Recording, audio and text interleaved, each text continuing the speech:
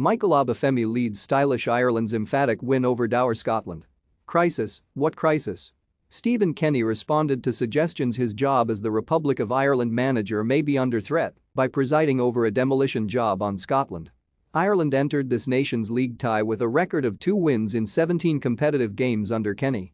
They left it with hope of a brighter future fully restored.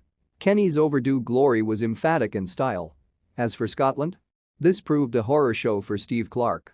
Gibraltar were the last team to concede 3 or more goals in Dublin.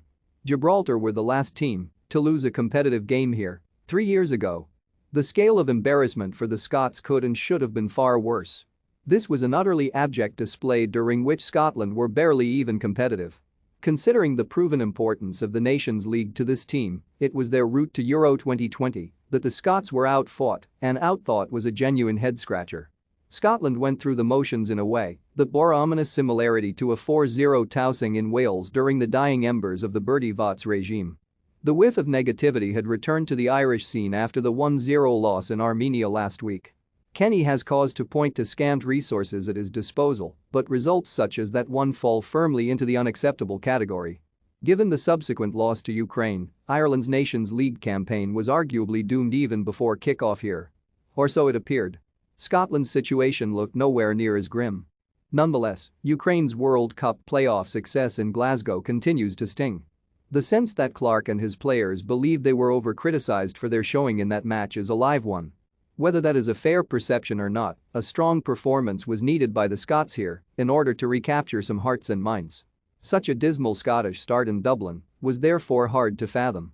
Bluntness in attack was demonstrated by John McGinn twice after blunders in the home defence. The Aston Villa midfielder shot tamely into the hands of Keoimhin Keller before aiming an effort wide of the goalkeeper's right-hand post. On both occasions, McGinn should have done far better. Ireland sensed and capitalised on Scotland's vulnerability. In fact, this first half was comfortably the worst of Clarke's tenure.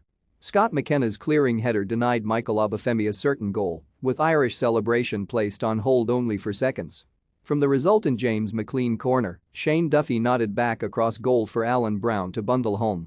Scotland's generosity from the set play was quite something, Duffy winning the ball far too easily and Brown left in blissful isolation inside the 6-yard area. The Aviva Stadium roared with approval once more as Troy Parrott doubled the hosts' lead. Obafemi was the creator, with a deft chip that caught out Jack Hendry and Tony Ralston in the Scotland defence. Parrott's header was enough to beat Gordon, who had come racing from his goal. Only a smart Gordon save from Duffy prevented Ireland from putting this match to bed before the interval.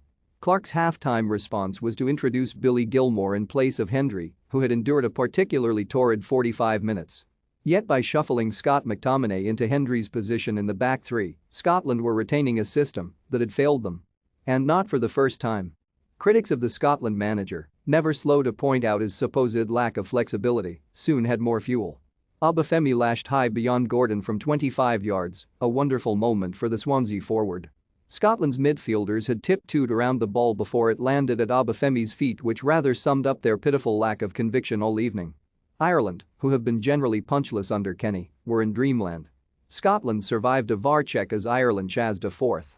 Scott Hogan's header looked to have crossed the line before Grant Hanley hooked clear, but Obafemi's replacement, after the 21-year-old had limped off, was offside from McLean's latest menacing cross. By this point Clarke had withdrawn McGinn, who was awful, Che Adams, equally so, and Ryan Christie, whose only contribution of note had been to pick up a yellow card. The only cause for Irish concern over the game's closing stages was that they were living in unusual territory. Amazingly, not least given the hospitality on offer in this fine city, a large Scotland support by and large remained in situ until full-time. Keller remained, like those punters, an onlooker. The only defense Clarke and his players can offer is that Ukraine inflicted a more serious psychological blow on them than onlookers had considered.